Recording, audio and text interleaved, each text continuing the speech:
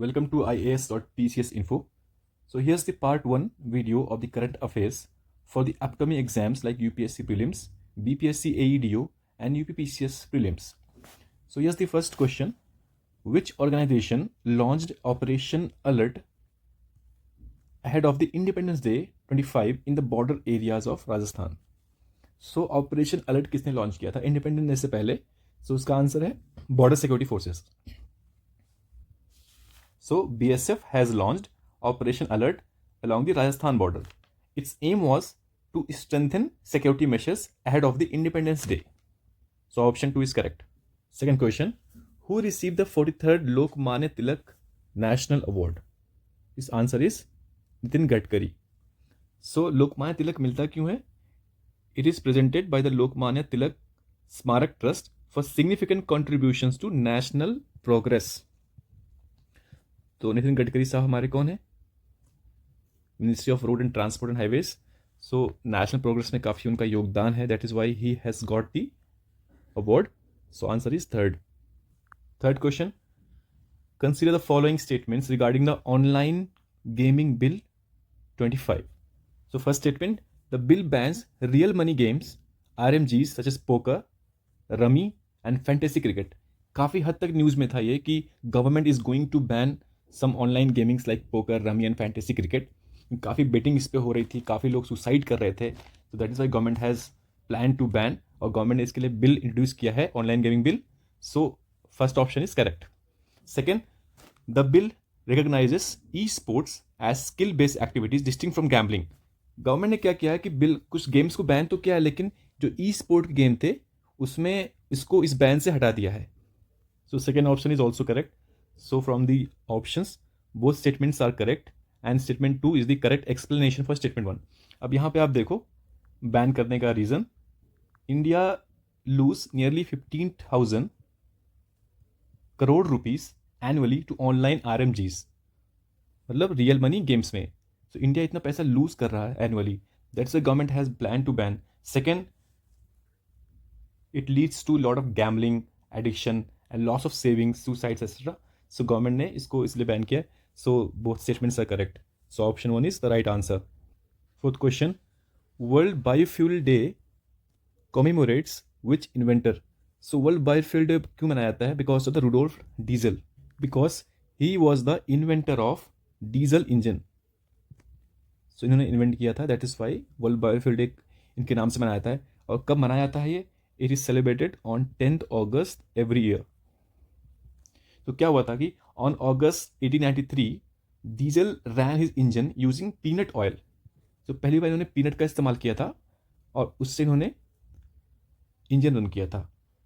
So that showed that vegetable oil could also be use to power engines.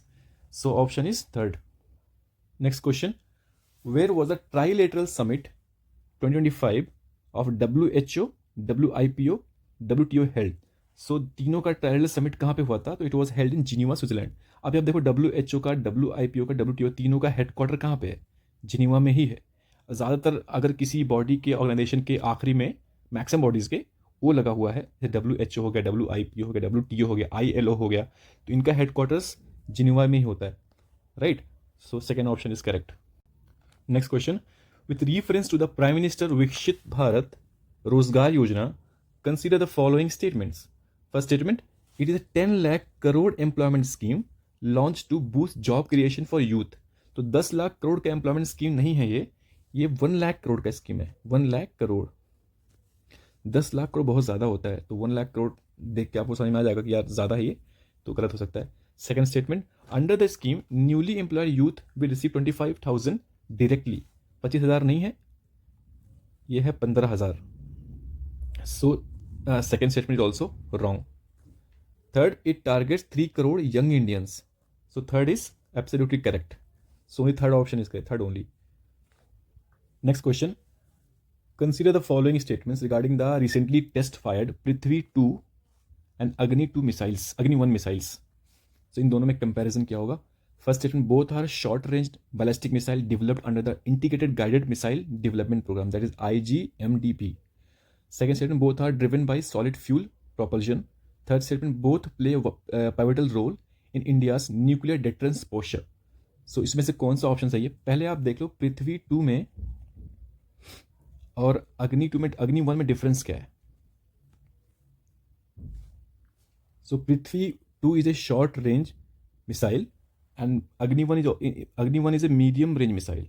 सो पहला option आप देखिए, दोनों बोल रहा है कि दोनों शॉर्ट रेंज बैलिस्टिक मिसाइल्स हैं, तो ये तो गलत हो गया स्टेटमेंट, क्योंकि पृथ्वी 2 शॉर्ट रेंज है, अग्नि 1 मीडियम रेंज है।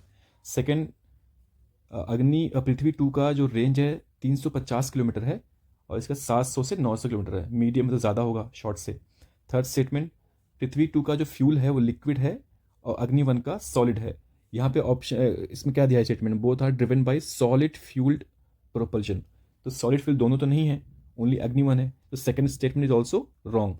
Third, both play a pivotal role in India's nuclear deterrence posture. दोनों में न्यूक्लियर कैपेबिलिटी है, न्यूक्लियर वॉरहेड यहाँ पे भी सेम होगा, right? So only third option is correct and 1 and 2 are wrong, so यहाँ पे third is correct. Next question, which of the following option statements regarding the Shresth initiative launched by the Union Health Ministry is incorrect? इसमें incorrect statement पूछा है, तो पहला option है the index is pioneered by the national health authority. Second, it aims to strengthen and benchmark state drug regulatory authorities, बिल्कुल सही statement दिया हुआ है। Third, it evaluates areas like human resources, infrastructure and responsiveness to the public health outcomes, right? The index categorizes states to manufacturing states and primarily distribution states duties, correct?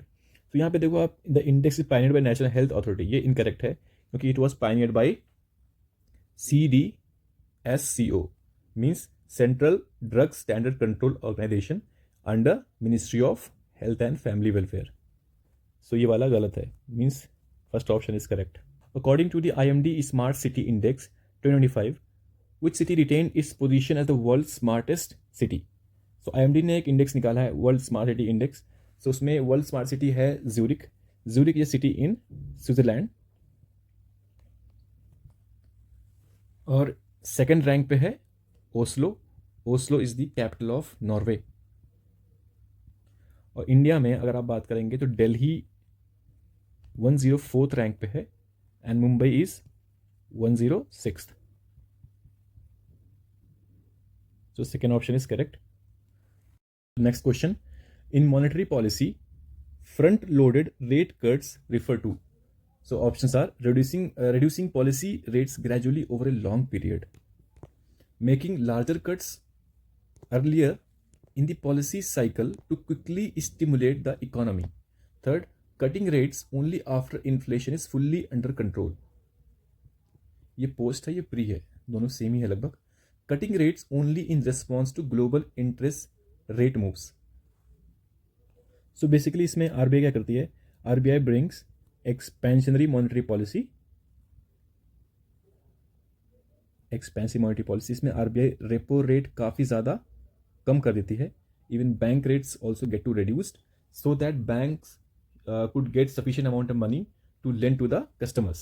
So इससे क्या होता है कि economy में ज़्यादा पैसा move on करता है and people get to borrow more money from the banks.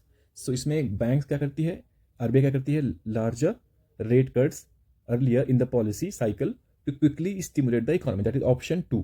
So second option correct है। Indian state has released the state policy for transgender persons 2025। So इसमें आंसर है तमिलनाडु। तमिलनाडु ने अभी एक नया एक्ट पास किया है, इसमें state policy for transgender person. इसमें उन्होंने क्या किया है, they have amended the Hindu succession act 1956 to ensure equal inheritance right for transgender and intersex person, right? So यहाँ पे तमिलनाडु आंसर इसका है। Next question, what is the theme of national handloom day 2025? So national handloom day is celebrated every year on 7th of August। So इस साल का जो theme था इसका वो है handlooms empowering women and empowering the nation.